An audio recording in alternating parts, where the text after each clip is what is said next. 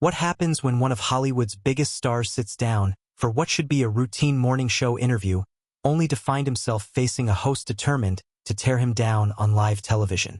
Tom Cruise thought he was walking into Good Morning America for a standard promotional chat about his latest Mission Impossible film.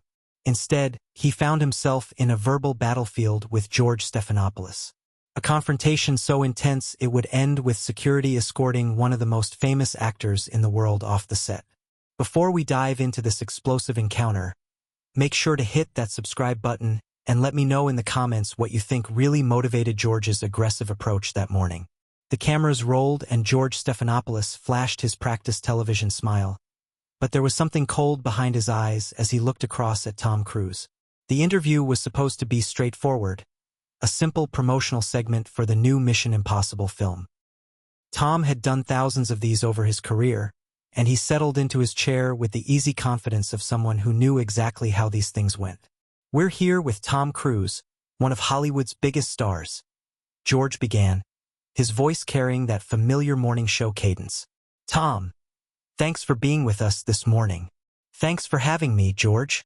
Always a pleasure to be on Good Morning America," Tom replied with his trademark enthusiasm, that megawatt smile lighting up the studio.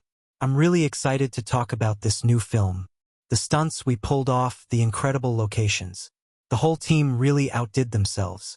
But George wasn't interested in letting Tom settle into his comfortable promotional rhythm. Instead of the expected follow-up about the film, George leaned forward slightly, his expression shifting to something more predatory. "Before we get to that, Tom, I think our viewers are more interested in hearing about some of the controversies that seem to follow you around. Your involvement with Scientology, for instance. How do you respond to critics who say you use your celebrity status to promote what many consider a dangerous cult?" The question hit like a sledgehammer.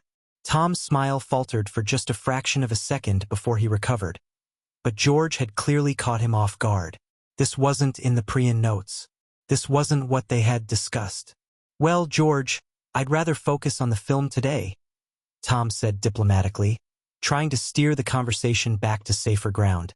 "I think your viewers tuned in to hear about Mission Impossible, not to rehash old tabloid stories." George's smile grew wider, and there was something almost gleeful about it. He had drawn first blood, and he wasn't about to let up. "Oh, but I think our viewers deserve honesty from their celebrities, don't you? You've been involved with this organization for decades. You've recruited other celebrities. Surely you can defend your choices to the American people." Tom,